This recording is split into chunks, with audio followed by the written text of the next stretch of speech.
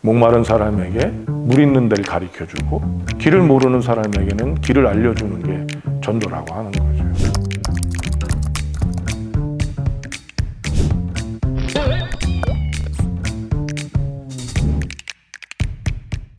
저희가 이사를 갔던 때입니다.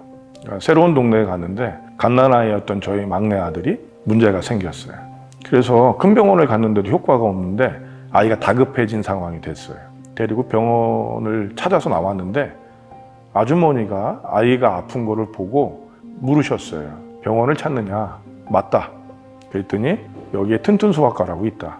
가서 아이가 정서적으로 그리고 심지어는 아이가 가졌던 문제들이 다 해결되는 일이 벌어졌고 그걸로 인해서 아이하고 아내도 무거운 짐을 덜 수 있었습니다. 지금도 그 아이를 보면 튼튼 소아과는 우리에게 굉장히 감사하고 고마운 곳이고요. 또 하나는 우리가 튼튼 소아과를 계속 전화하게 됐어요. 그 집에서 이사 오면서 그 집에 저희가 페이퍼 한 장을 적어놨어요. 혹시 아이가 아프면 튼튼 소아과 가세요. 좋습니다. 이게 전도입니다. 누군가가 뭔가가 필요하면 그 필요한 것들을 찾아가게 되고요. 길을 모르면 그 길을 묻기도 합니다. 그럼 우리가 그것들을 알려주지요. 그리고 또 그게 설사 우리가 모르는 사람이라 할지라도 우리는 뭔가 불편한 사람이 있을 때 친절을 베풀어서 그 사람의 문제를 해결해 주기도 합니다. 이게 전도예요. 목마른 사람에게 물 있는 데를 가르쳐주고 맛있는 걸 찾는 사람에게는 맛있는 거를 가르쳐주고 길을 모르는 사람에게는 길을 알려주는 게 전도라고 하는 거죠. 예수를 믿는다는 건 그런 거예요.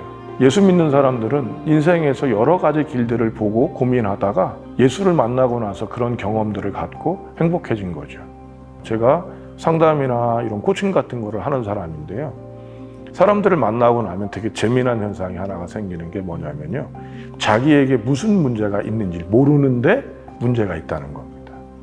어떤 아버지 한 분을 만났어요. 아버지가 그 당시 어떤 훈련을 했냐면 칭찬을 가정에서 하기로 했습니다. 근데 이분은 굉장히 비판적이에요. 그리고 짜증을 내요. 칭찬하라고 그러면 아니 선생님 칭찬은 나는 하루에도 12번씩 하는데 자꾸 더 하라고 그러면 애가 더 힘들어지죠. 우리 애 지금 애가 집을 나갔는데 내가 칭찬을 그렇게 했는데 더 하라고 그러면 얼마나 힘들겠어요. 말을 안 들어요. 그죠? 얘기를 안 하는 거예요. 다른 사람들은 다 돼서 뭔가가 해결되고 있는데 본인만 더 와서 불편한 거예요. 그래서 하루는 물었습니다. 당신은 어떤 칭찬을 하는지 칠판에 적겠습니다. 칭찬을 얘기해 주십시오. 그랬더니 뭐라고 얘기하냐면 밥 먹었냐? 학교에서 사고는 치지 않았냐? 빨래는 해놨냐? 어떻게 보면 지적 같은 것들, 점검 같은 것들을 칭찬으로 이분이 알고 있더라고요. 여러분, 내가 문제를 알고 있다고 한다면 문제가 없겠죠? 그런데 내가 문제를 모르는데 문제가 있다는 거, 이게 더 큰 문제가 될 수 있습니다. 문제를 알면 문제를 해결할 수 있습니다. 그런데 문제를 모르는 상황에서 문제가 있기 때문인 거죠. 등대는 필요할 때 비추지 않습니다. 비가 오나 바람이 부나 눈이 오나 가장 위험한 장소에서 빛을 내게 되어 있어요. 그게 등대라고 한다면 그렇게 좀 짜증나고 불편하게 얘기하는 분들의 모습이 그러하다 할 수 있습니다. 예수는 필요한지 모를 때, 그러나 우리가 목마른지 모르면서 우리가 힘들고 길을 잃었는지 모르면서 길을 잃을 때 누군가가 외치는 게 되는 거죠.